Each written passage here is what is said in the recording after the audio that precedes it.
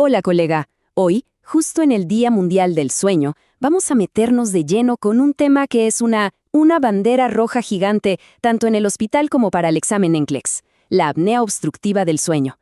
Y quiero que quede algo muy claro desde ya. Esto va mucho más allá de un simple ronquido. Y aquí está el punto clave, para que cambiemos el chip.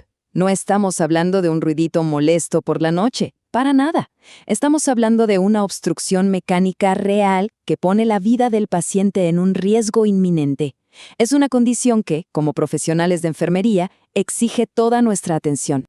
Exactamente. Miren, si manejamos mal a un paciente con esta condición, especialmente si le damos sedantes como los opiáceos sin la monitorización correcta, lo podemos llevar derechito a una emergencia respiratoria. Esto, colegas, es un asunto crítico de patient safety, de seguridad del paciente. Ok, vamos a ver la patofisiología. ¿Qué es lo que está pasando exactamente dentro del cuerpo cuando ocurre uno de estos episodios de apnea? A ver, la mejor forma de visualizarlo es pensar en una manguera de jardín. Si la doblas, el agua deja de pasar, ¿verdad? Pues aquí pasa igual.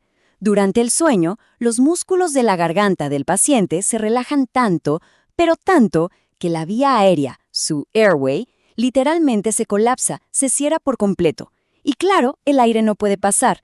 Y esto desata un ciclo vicioso terrible, que se puede repetir cientos de veces en una sola noche. Todo empieza con esa relajación de los músculos, lo que provoca que el airway se colapse. En el momento en que eso pasa, los niveles de oxígeno caen en picada. Y ahí el cerebro, que es muy listo, entra en pánico, manda una señal de alerta y despierta bruscamente a la persona para que vuelva a respirar. Usualmente lo hace con un ronquido explosivo o un jadeo. Imagínense el estrés para el cuerpo de vivir eso cada pocos minutos. Entonces, la pregunta del millón. ¿Cómo identificamos a estos pacientes que están en alto riesgo?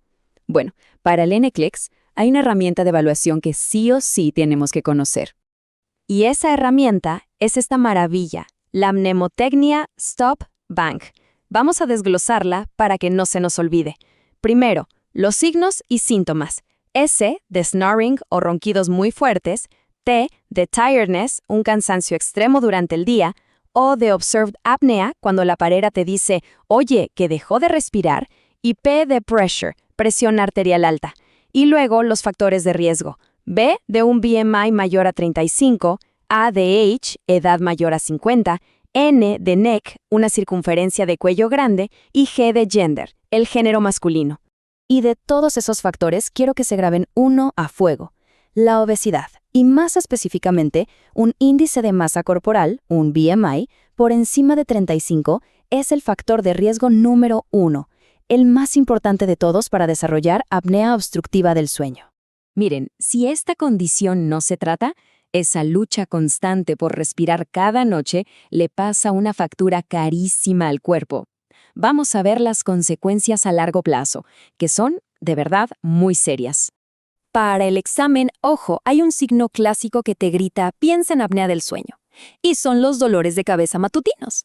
Si el paciente te dice que se levanta casi todos los días con un dolor de cabeza horrible, no es porque durmió mal, hay algo más. ¿Y por qué pasa esto? Es pura fisiología. Es el resultado directo de la retención de dióxido de carbono durante la noche. Como no puede exhalar bien, el CO2 se acumula y eso causa vasodilatación en el cerebro.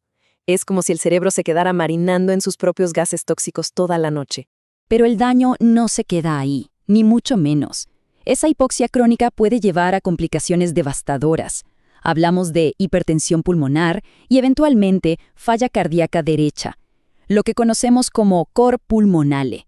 El corazón derecho simplemente se cansa de luchar contra esa presión altísima en los pulmones.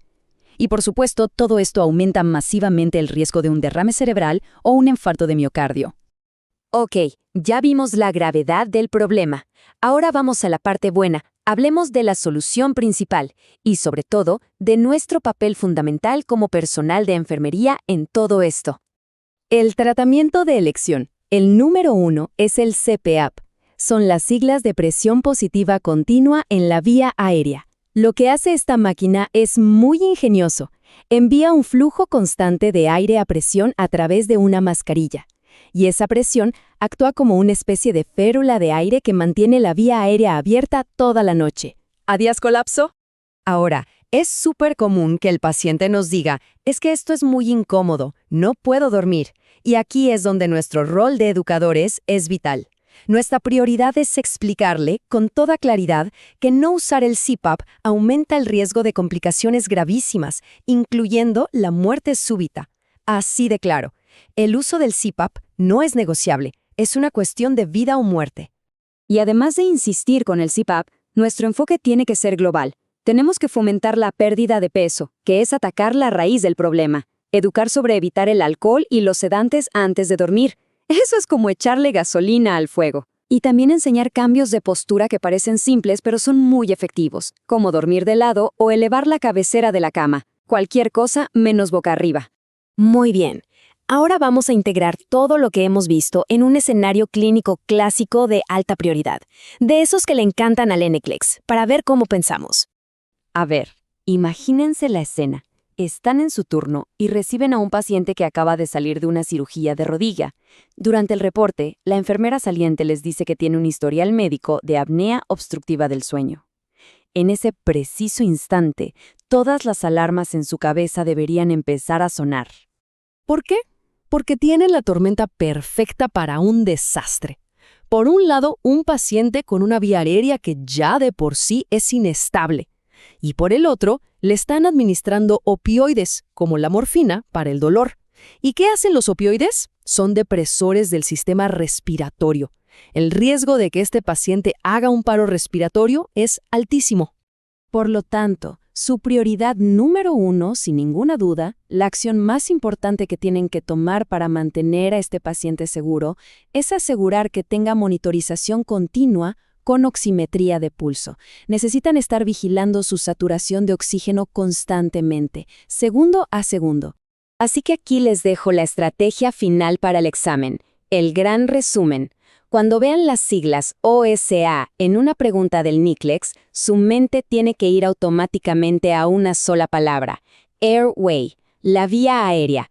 Cualquier intervención que proteja y mantenga esa vía aérea abierta, casi seguro, será la respuesta correcta. En Nurse Career Coach, nuestra misión es enseñarles a pensar como una enfermera aquí en los Estados Unidos. Si este repaso les ha servido, imagínense todo lo que podemos hacer con el resto del examen. No tienen por qué pasar por esta preparación solos. Tenemos el bootcamp para el NCLEX y también tutorías privadas para ayudarles a pasar ese examen de una vez por todas. Nos vemos en la próxima clase.